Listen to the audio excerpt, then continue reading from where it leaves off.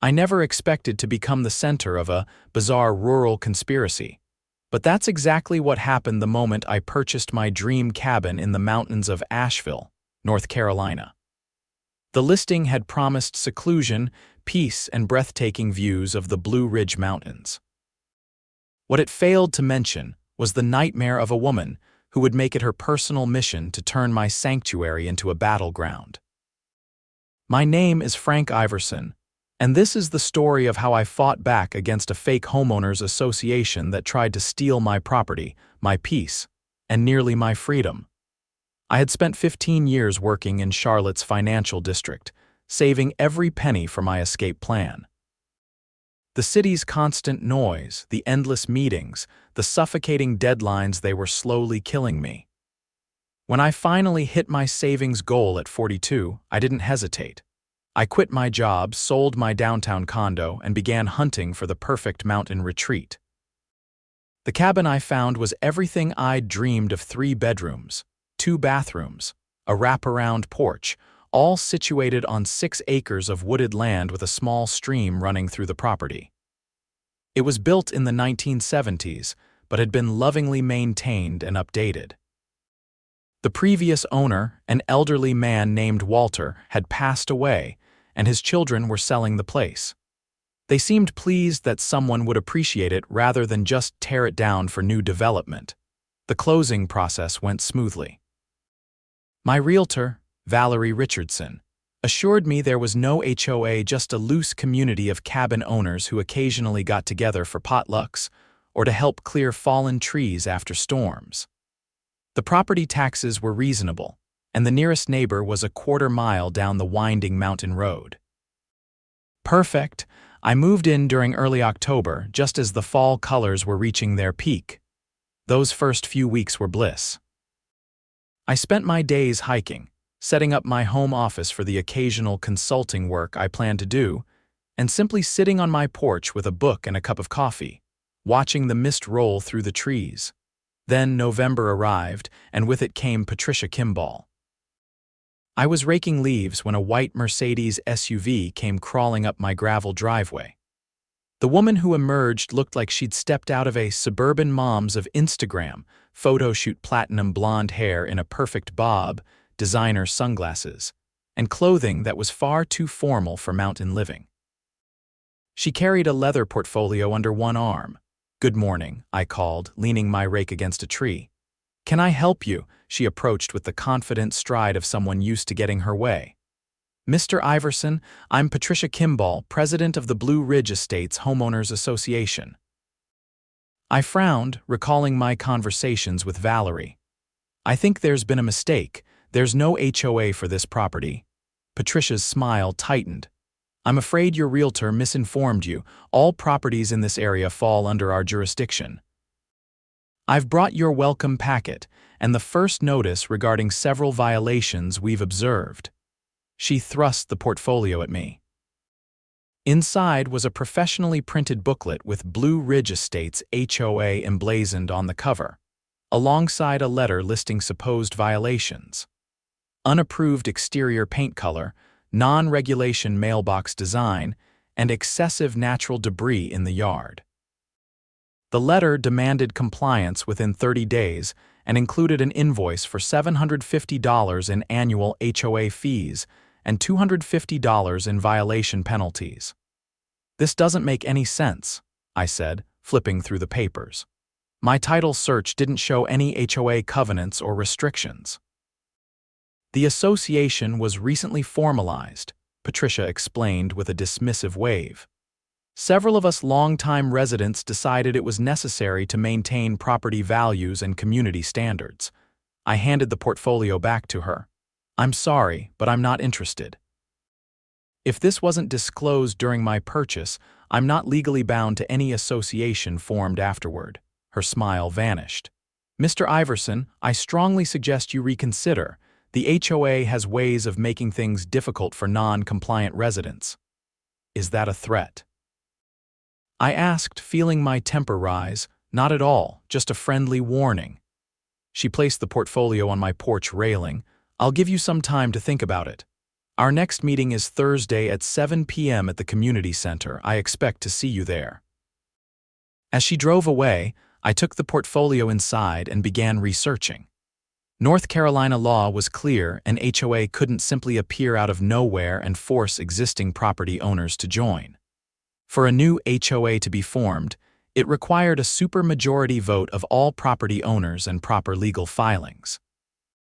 I called Valerie, who confirmed what I already knew. "Frank, there's absolutely no HOA for your property. I've been selling real estate in this area for 12 years. There's a community association for the newer development about 3 miles down the mountain, but your cabin and the others on your road have never been part of any HOA." Relieved but still concerned, I called the county recorder's office the next day. The clerk confirmed there were no HOA covenants attached to my property's deed. Furthermore, no new HOA had been registered covering my area. Armed with this information, I decided to skip Patricia's meeting and instead spent Thursday evening enjoying a beer on my porch, watching the sunset paint the mountains in shades of purple and gold. Friday morning brought another visit from Patricia, this time accompanied by a man in what looked like a security guard uniform. The patch on his shirt read Blue Ridge Estates Security. "Mr. Iverson," Patricia began without greeting, "you missed our mandatory meeting last night." "There was nothing mandatory about it, Miss Kimball," I replied calmly. "I've confirmed with both my realtor and the county recorder that there's no legally established HOA covering my property." The security guard, a tall, wiry man with a buzz cut, stepped forward. "Sir, failure to comply with HOA regulations can result in fines and liens against your property." I noticed he wore no name tag, and the utility belt at his waist held what appeared to be a taser and handcuffs. Something felt very wrong about this situation. "May I see some identification?" I asked. "Are you licensed security personnel?" The man glanced at Patricia, who cut in. "Mr. Roberts is fully authorized to enforce HOA regulations. Now, regarding your violations, there are no violations because there's no HOA," I interrupted. "I've been patient, but I need to ask you both to leave my property now." Patricia's face hardened. "You're making a serious mistake, Mr. Iverson. This can go one of two ways: the easy way, where you join our community and follow our reasonable rules, or the hard way, which I promise you won't enjoy." The implied threat was clear. I pulled out my phone. "I'm going to record this conversation now, and if you don't leave immediately, I'll call the sheriff." They retreated, but Patricia's parting words chilled me. "We'll be back, Mr. Iverson. Everyone complies eventually." That night, I received a call from my nearest neighbor, Harold Peterson. He was a retired carpenter who'd lived in his cabin for over 20 years. "Frank, I heard you had a run-in with Patricia," he said without preamble. "You know her, unfortunately. She moved here about a year ago, bought the old Mason place down by the lake. Started this HOA nonsense a few months later. Been harassing folks all over the mountain." I sighed. "So I'm not the only one." "Not by a long shot. She's targeted about a dozen properties. Most people just ignore her, but she's gotten more aggressive lately. Hired those security goons to intimidate people." "What's her end game here? Why create a fake HOA?" Harold was quiet for a moment.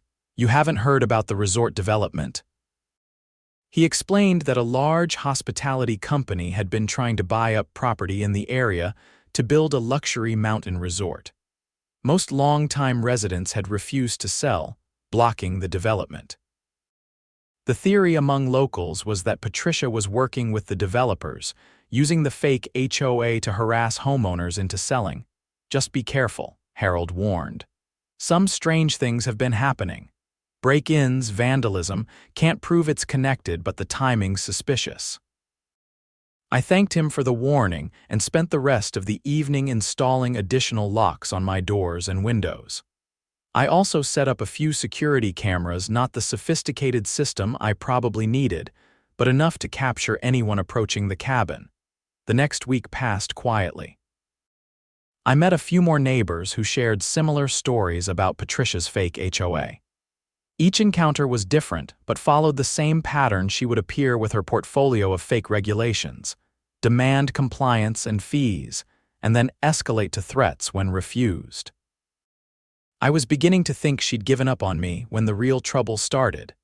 I returned from a grocery run in town to find a notice of violation stapled to my front door. The official-looking document claimed my property was now subject to a $500 weekly fine for ongoing non-compliance. The notice was signed by Patricia as HOA president and had a stamped seal that looked official to the untrained eye. The next day, I received a certified letter claiming to be from Blue Ridge Estates HOA legal department, threatening legal action if I didn't pay the accumulated fines, now totaling over $1,500. The letterhead showed an address in downtown Asheville. Out of curiosity, I drove to the address the following day. It led to a virtual office space, the kind where anyone can rent a mailbox and use the address for correspondence. The receptionist confirmed that Blue Ridge Estates HOA rented a mailbox but had no physical office there. Things escalated the following weekend. I woke Sunday morning to find my mailbox had been smashed overnight.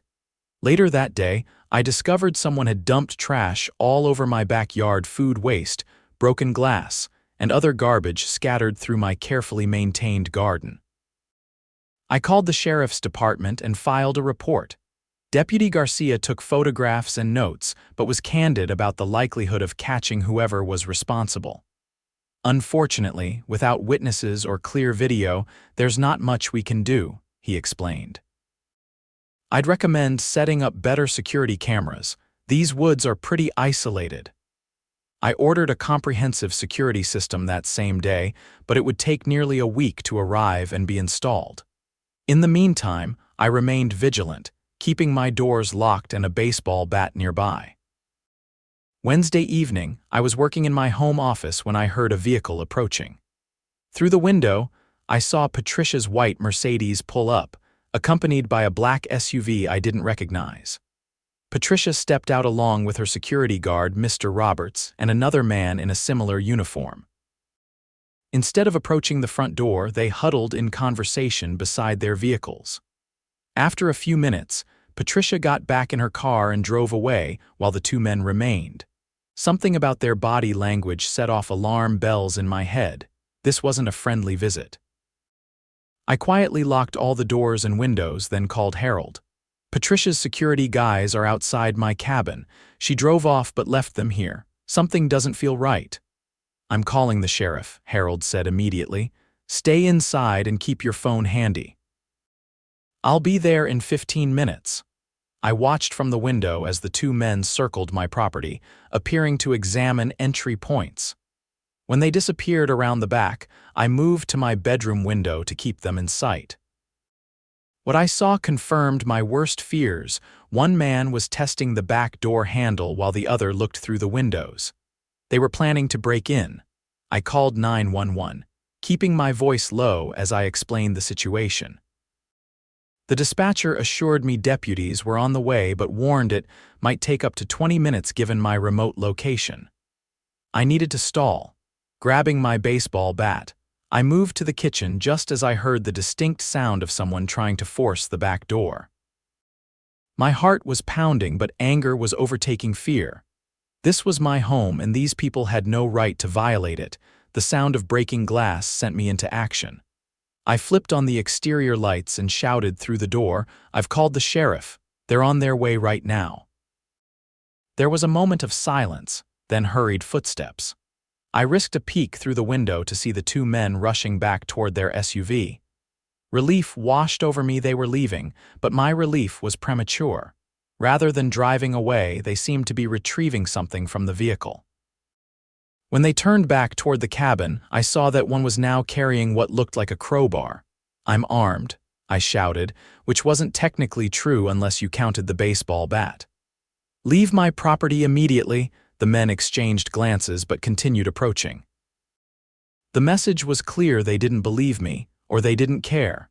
Just as they reached the steps to my back porch, headlights swept across the yard.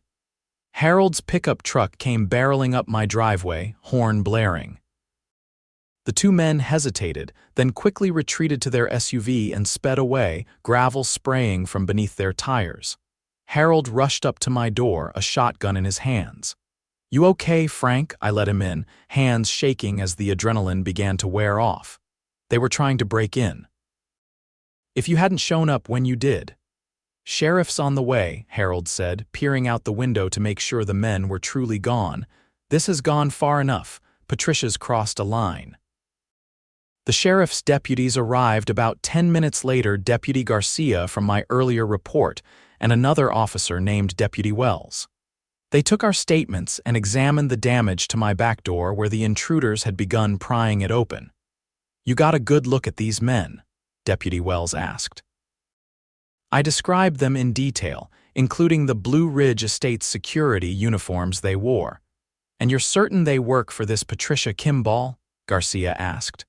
"One of them definitely does. He's been here with her before. I don't know about the other guy." Harold spoke up. "She's been running this fake HOA scam all over the mountain. Several of us have reported her, but nothing's been done." The deputies exchanged looks. "We've heard complaints," Wells admitted, "but without evidence of actual criminal activity, there's not much we can do about someone claiming to run an HOA, even if it's not legitimate." "Well, now you have evidence," I said, pointing to my damaged door. "Breaking and entering is criminal activity, isn't it?" Garcia nodded. "Yes, sir, it definitely is. We'll need to track down these individuals. Do you have any security footage?" I explained that my new system hadn't been installed yet, but I had managed to capture some blurry photos on my phone through the window. It wasn't much, but it clearly showed the men in their security uniforms. "This is a start," Garcia said.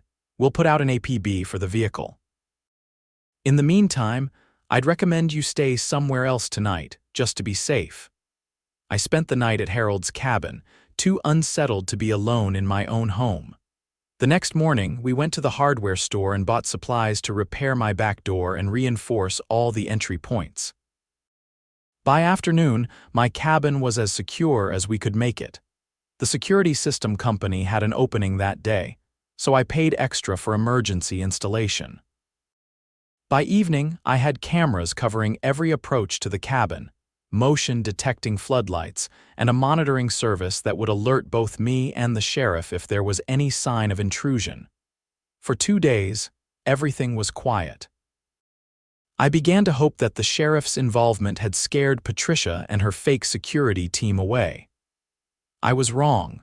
Saturday morning, I drove into town for the farmer's market, leaving around 8 and planning to return by 11.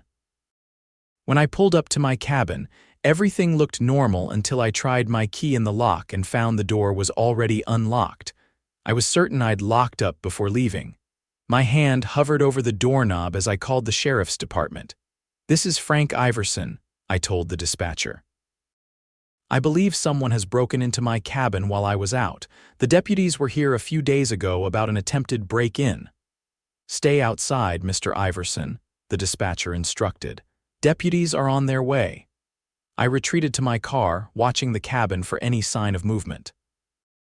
While waiting, I pulled up the security camera app on my phone and felt my blood run cold. The system was offline.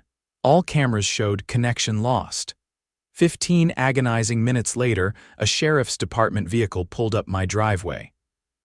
To my surprise, it wasn't a deputy but Sheriff Daniel Thornton himself, a tall, broad-shouldered man with salt and pepper hair and a no-nonsense demeanor. "Mr. Iverson?" he asked, approaching with his hand resting casually on his holster. "I was in the area when your call came in. Deputy Garcia filled me in on your situation yesterday. You believe someone's inside. My door was unlocked when I got home and my security system has been disabled," I explained. The sheriff nodded gravely. "Wait here." He spoke briefly into his radio, then drew his weapon and approached the cabin with the practiced caution of a veteran law enforcement officer. I watched from my car as he circled the building, checking windows and doors. When he reached the back, I lost sight of him. Minutes ticked by with excruciating slowness. Finally, my phone rang, the sheriff calling from inside my cabin. "Mr. Iverson, I need you to come inside. Stay on the line and approach through the front door." Heart pounding, I did as instructed. As I stepped into my living room, I found Sheriff Thornton standing there with two men in handcuffs, seated on my couch, the same security guards who had tried to break in days earlier. The sheriff had caught them in the act. "Found these two gentlemen going through your office," Sheriff Thornton explained. "They claim they're conducting a routine HOA inspection." "There is no HOA," I said firmly. "They work for Patricia Kimball, who's been harassing homeowners with this fake association." The security guards, whose real names turned out to be Michael Denton and James Bowman, were former bouncers with criminal records for assault and fraud. Neither was licensed as security personnel. Sheriff Thornton arrested them both for breaking and entering, vandalism, and impersonating security officers. As they were being led to the patrol car, another vehicle arrived, Deputy Garcia with a backup deputy. Once the prisoners were secured, Sheriff Thornton turned to me. "Mr. Iverson, I'd like to hear everything about this HOA situation, from the beginning." I spent the next hour detailing every interaction with Patricia, showing the sheriff all the documentation she'd provided and connecting him with other neighbors who'd experienced similar harassment. "This isn't just harassment," Sheriff Thornton said when I'd finished. "This is organized fraud, possibly conspiracy, and now breaking and entering. I think it's time we paid Miss Kimball a visit." I asked if I could accompany them, and to my surprise, the sheriff agreed, though he insisted I stay in the patrol car. Patricia's lakeside house was a sprawling, contemporary structure that stuck out among the more rustic mountain homes. When she answered the door and saw the sheriff flanked by deputies, her practiced smile faltered. "Sheriff Thornton, what a surprise. How can I help you?" "Miss Kimball, we need to talk about the Blue Ridge Estates Homeowners Association," the sheriff said. "Of course," she replied smoothly. "Though I'm not sure why this requires the sheriff's department." "Because two men claiming to be your HOA security officers were just arrested for breaking into Mr. Iverson's cabin," Sheriff Thornton said bluntly. "And we have reason to believe you've been operating a fraudulent organization to harass property owners." Patricia's composure cracked. "That's ridiculous. I run a legitimate homeowners association. If those men overstep their authority, that's not my responsibility." "Madam, we have no record of any legally established HOA covering these properties. Would you like to show us your documentation?" "I don't have to show you anything without my lawyer present," Patricia snapped. Attempting to close the door, Sheriff Thornton blocked it with his foot. "Miss Kimball, I have a warrant to search these premises for evidence related to fraud and criminal conspiracy. Step aside, please." From my vantage point in the patrol car, I watched as Patricia was escorted to sit on her front porch while deputies entered her home. About 20 minutes later, Deputy Garcia emerged carrying several boxes of documents.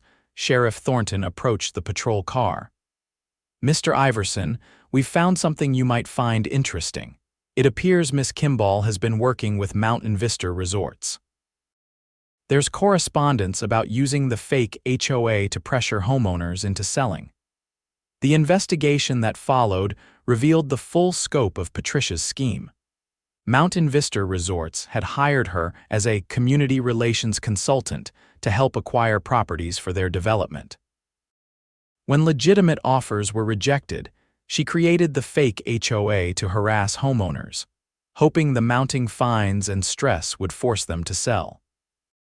The security guards admitted Patricia had instructed them to break into my cabin to plant evidence of code violations and to find anything that might be useful in pressuring me to leave. They had disabled my security system by cutting the power to the control panel before entering. Patricia Kimball was arrested and charged with multiple counts of fraud, conspiracy, criminal solicitation, and being an accessory to breaking and entering. Mountain Vista Resorts publicly denied any knowledge of her illegal activities.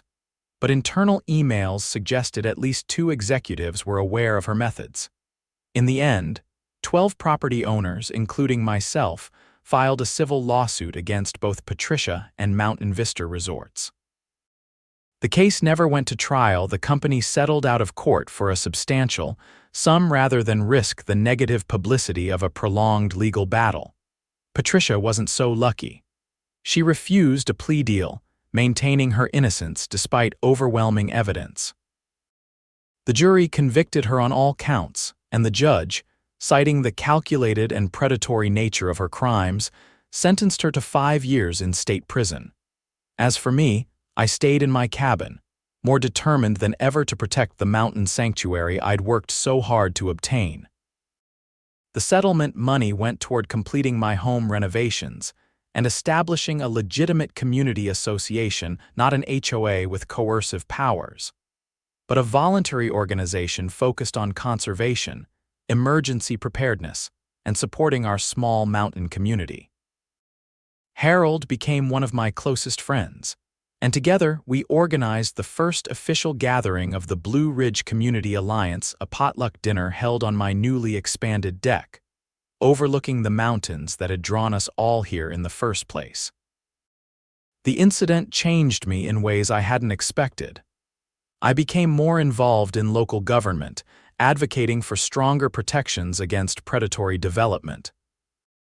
I discovered that many rural communities faced similar pressures from outside interests looking to exploit their natural beauty for profit. 2 years after Patricia's arrest, I was sitting on my porch enjoying my morning coffee when Valerie Richardson's car pulled up my driveway. She had remained my realtor friend throughout the ordeal and occasionally stopped by when showing properties in the area. "Frank, you won't believe what I just heard," she called, hurrying up the steps. "Mountain Vista has abandoned their resort plans completely. They've sold all their land holdings to a conservation trust," I smiled, offering her a seat and a cup of coffee. "I heard rumors. That's fantastic news." "It's largely because of your case," she explained. "After the scandal, they couldn't get local approval for anything. The bad publicity followed them everywhere." We sat in comfortable silence for a moment, watching a pair of deer graze at the edge of my property. "You know," Valerie said finally, "when I sold you this place, I promised peace and quiet. Instead, you got conspiracy and criminal intrigue." I laughed. "True, but I also got something I didn't expect: a real community. Not one held together by rules and fines, but by mutual respect and shared love for this place."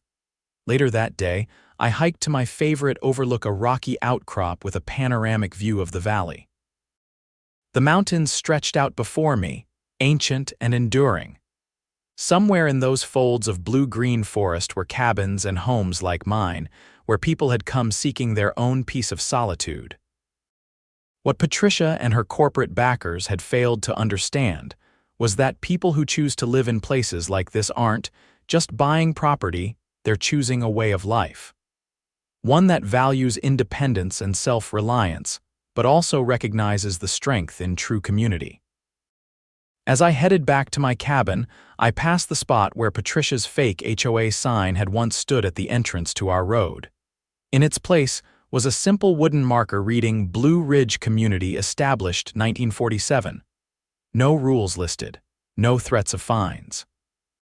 Just a name and a date, acknowledging that this collection of independent souls had been a community long before developers eyed our mountain, and would remain one long after the Patricia Kimballs of the world had come and gone. Inside my cabin, I settled in for the evening, grateful for the security system that now seemed almost unnecessary. The trauma of those break-ins had faded, replaced by the confidence that comes from knowing your neighbors have your back. My phone buzzed with a message from Harold. "Meeting at my place Saturday, bringing that apple pie you like." I texted back my confirmation and set the phone aside. Outside, the first stars were appearing in the darkening sky. From somewhere in the distance came the hoot of an owl beginning its night hunt. This was what I had come here for. This was home. In the years that followed, our mountain community strengthened and grew. We established an emergency response team after a particularly bad winter storm left several cabins without power. We created a ride-sharing system for elderly residents who could no longer safely navigate the mountain roads. We built a small community garden where we grew vegetables for ourselves and the local food bank. None of these initiatives required the heavy-handed approach of an HOA. They grew organically from neighbors recognizing needs and coming together to address them. Occasionally, new residents would arrive with preconceived notions about how things should be, wanting to regulate paint colors or fence heights or the number of vehicles allowed in driveways. Gently but firmly, we would explain our approach. Respect your neighbor's privacy and property, contribute to the community when you can, and resolve conflicts through conversation rather than confrontation. Most adapted quickly, appreciating the freedom and the genuine connections. Those who couldn't live without strict regulations typically moved on to more structured communities elsewhere. 5 years after Patricia's arrest, I received an unexpected letter. It was from the parole board, informing me that Patricia Kimball was being considered for early release and asking if I wished to make a statement. I thought long and hard about what to say.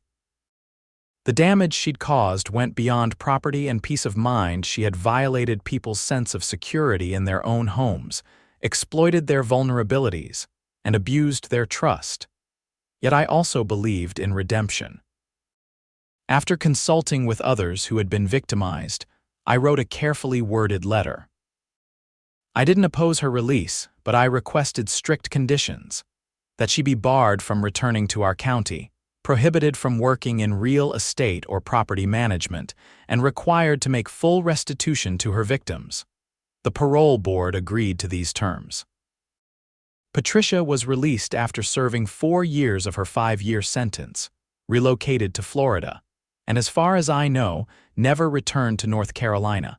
Mountain Vista Resorts faced its own reckoning.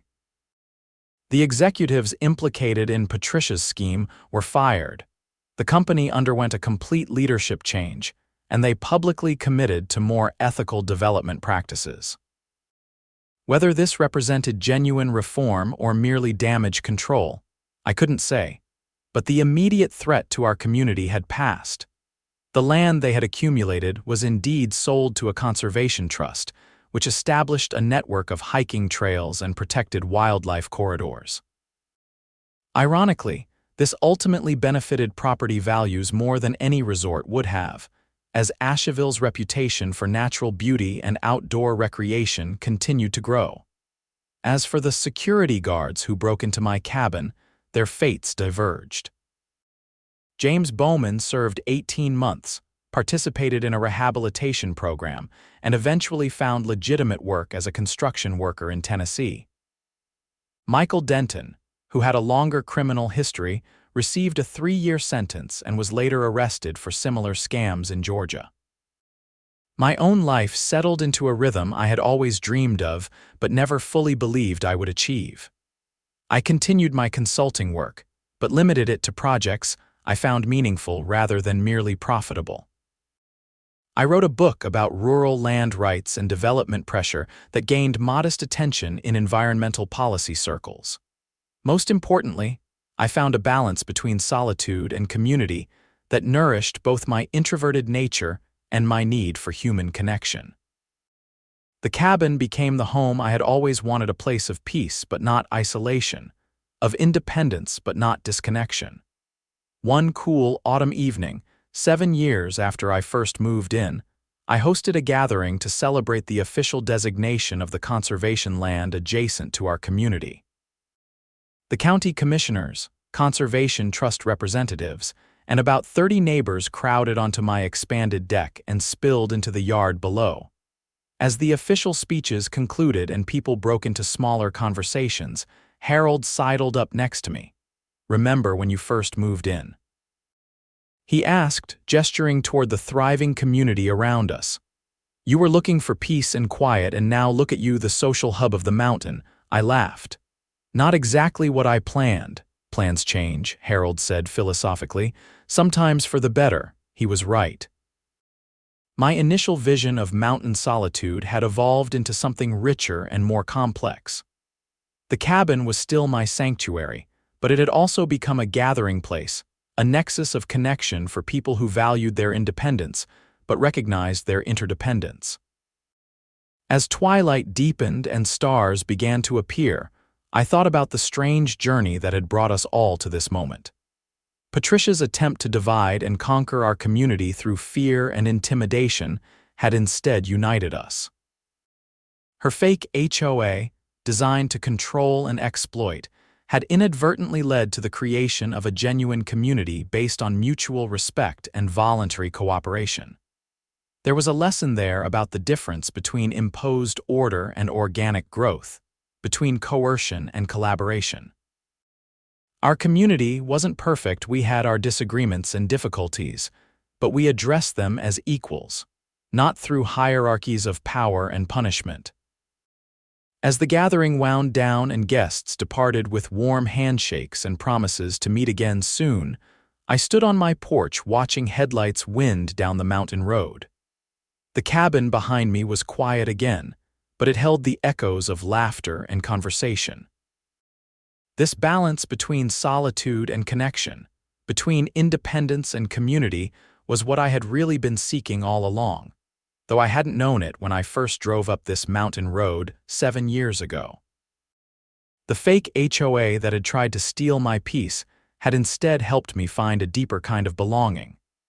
It was an unexpected gift from an unwelcome source, a reminder that sometimes our greatest challenges lead us to our most meaningful discoveries. As the last car disappeared around the bend and the forest night closed in around my cabin, I felt a profound sense of gratitude. For this place, for these people, and yes, even for the struggle that had brought us together. In the stillness of the mountain night, with owls calling from the darkness and the ancient peaks standing guard around us, I knew with absolute certainty that I was home.